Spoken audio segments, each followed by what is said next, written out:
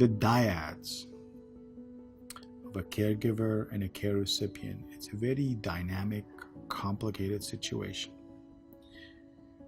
If you took away the disability of your loved one and take away your role as a caregiver, and you were just simply two adults spending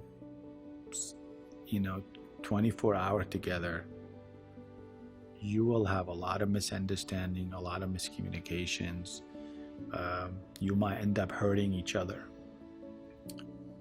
Now add to that equation that your loved one suffering from cognitive disability that make them having hard time understanding their environment, hard time communicating with you, and add to it you as potentially in the beginning ineffective caregiver who's stressed out, who is not able to pay attention, concentrate, and then communicate clearly, then I bet you and your loved one will end up hurting each other.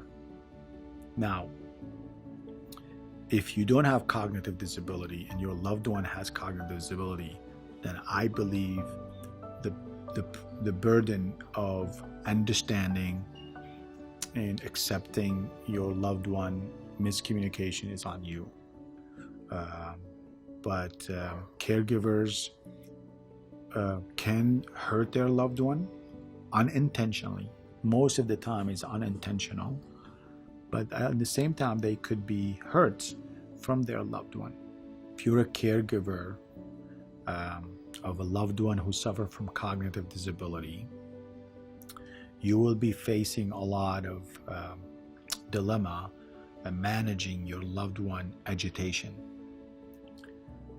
Agitation is complex behavior displayed by the patient suffering from cognitive disability in general.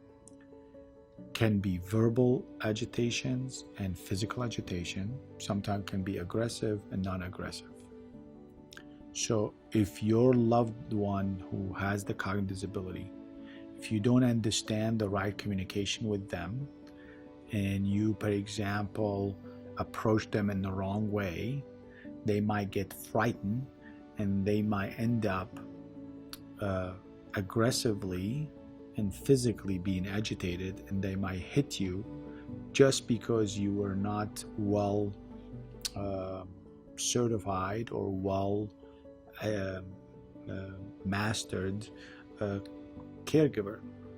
So you might get hurt because of your loved one agitation, and then you might not understand that your loved one agitation was reactive to your issue, and then you might end up feeling you have to defend yourself, and then you go back and hit your loved one, and you create this vicious cycle that both of you end up being hurt.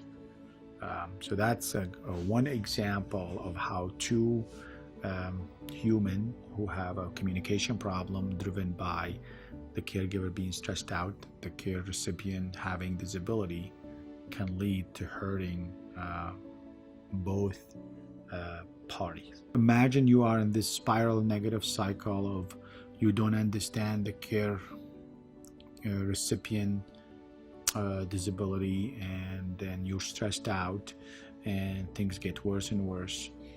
Keep your eyes on your tone of voice, and keep your eyes on your lash out. If you start screaming, yelling, or even touching inappropriately your loved one, that means your stress is so high.